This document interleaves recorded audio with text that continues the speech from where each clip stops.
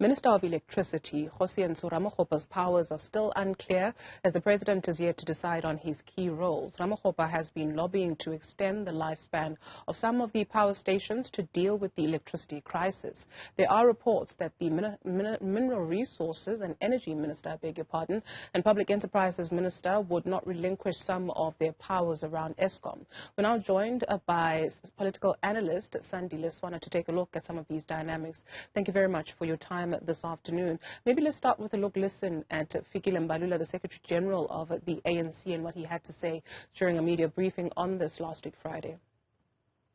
In our view, there shouldn't be an issue about what the Minister of Electricity can get in terms of powers. It's an operational matter. It's an issue that the NEC itself will reflect on, and the officials, but we expect the Minister of Electricity to have some powers to be able to do work and intervene directly, because his work is short term, is to do away with load shedding. And if he needs powers to intervene, then that must actually be addressed expeditiously. So, political analyst Sandile Swana listening in on that. Does it appear to you that the decision to appoint an electricity minister was well thought out, at least? No, from the start, I think a lot of us pointed out that this was a mistake. If a cabinet reshuffle was needed, whether it included removing Gwede Mantashe and removing Pravin Gordhan, that is what should have been done.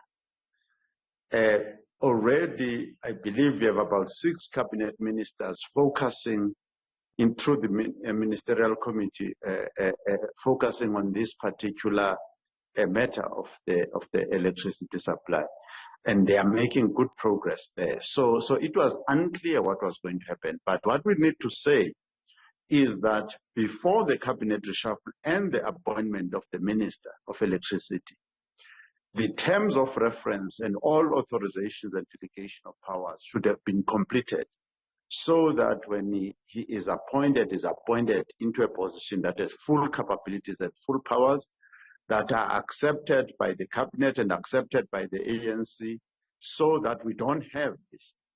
This is a clear sign that since 1998, the ANC has refused to do the right thing until now, because they've known about this crisis since 1998. You speak of the right thing. Here's what Fikile Baloyi again had to say about the president of the party. Let's take a listen. We expect the president to run his cabinet, not his cabinet running itself. If he's got a problem with that, then we'll have a problem with him. So the president can't allow reports like there is a fallout, there is territorial battle, there is this and that, as if this country is leaderless. We can't allow that. That must be clear. And that will be even clearer in this meeting. We can't come to the public and to you and tell you that the government we run is confused about what Sputla needs to do. The president is the chief executive officer of the country and the republic. He must give direction. And there you have the right-hand man of the president of the ANC publicly chastising the president of the party, if you will. What does that tell you? At a minimum, what this should tell us is that Fikile Baloyi is as frustrated as you and I are about the behavior of the president, because it means he doesn't do his work. He didn't prepare for this position and make sure it is ready. But this is not the only time that Cyril Ramaphosa has failed to provide decisive leadership in this country when it is needed. He consults people, he forms committees on top of committees, and he never gets anything done. Is it clear to you what powers the electricity minister needs? I mean, in the beginning, we were told that his will only be a project management role. I think we are all now confused. And there is a clear source of confusion, because what was actually happening? In fact, I suppose that is what is still happening. The committee meets, the ministers meet, 6 of them, they meet there, and then they report to each other how much progress has been made in terms of the identified priorities. Once they've then agreed on further actions to be taken, those are given to the Director General, Fikile Baloyi, in the Presidency's office to go and implement. So if you want to talk about project management, that would have been the project management coming from the DG in the President's office. And that's a technocrat who's got nothing to do with politics. And that is exactly what you need. And that process has been very successful up until now in terms of published reports of that committee. So we are not clear ourselves as to what exactly this Minister of Electricity is supposed to do, other than to meet perhaps the demands of private sector investors and those who are lobbying for the privatization of Eskom. Otherwise, in the normal course of business, the electricity minister is not needed. Because the action plan for energy includes improving Eskom's ability to generate power, promoting private investment in power generation, accelerating the purchases of renewable generation capacity, gas and battery storage. That second pillar of promoting private investment in power generation, the reported frictions between the electricity minister, apparently he cannot even move or visit power stations if the public enterprises minister doesn't even give the go-ahead. Politically, what does this mean for this party, especially when you take a look at the crucial year next year?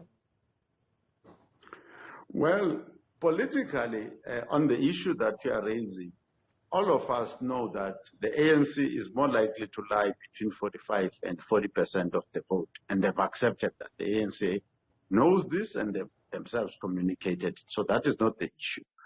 The issue here is, can anyone, whether it's in the ANC or outside the ANC, any human being, take actions that within 24 months can start to stabilize to a degree the load shedding? That is the question. And the committee that does exist is exactly charged with that. And there's something that is not written in clear terms, but it's there in some of the newspaper reports, is that some of these so-called private sector investments, even if they were to come to be finished, they have nowhere to connect into the Eskom grid because the infrastructure is not geared up even to receive them. So there's a lot of work that needs to be done to prepare to receive these new power stations, whether they are wind, solar, etc., as well, because our grid is not necessarily ready everywhere to receive this new infrastructure. So you need cool heads here that are not involved in politics, that are more involved in actually solving the technical, financial, and economic problems around Eskom. And that is now being muddied by this Minister of Electricity and keeping those tired ministers, which is Gwede Mantashe and Pravin Gordhan, who should have been removed from the cabinet by now, except for the fact that they rescued Cyril Ramaphosa from his resignation and the Phala scandal. Is privatization of Eskom an option? Privatization of Eskom, a wholesale privatization of Eskom is unlikely to happen in the short term. But what is more likely to happen is the privatization, which is already in process, the privatization of electricity supply in general. For instance, when people starting their own power stations, whether those power stations are solar, whether they are wind or nuclear or any other technology, now that is privatization already. That privatization is already in process. But to sell Eskom itself into private hands, it cannot happen in the short term. It may happen down the road. But if we look at what happened in Britain when they did such things, all that it did was to increase the price of electricity and to create insecurity in the electricity sector. And that's just it. Thank you very much, political analyst Sandile Swana.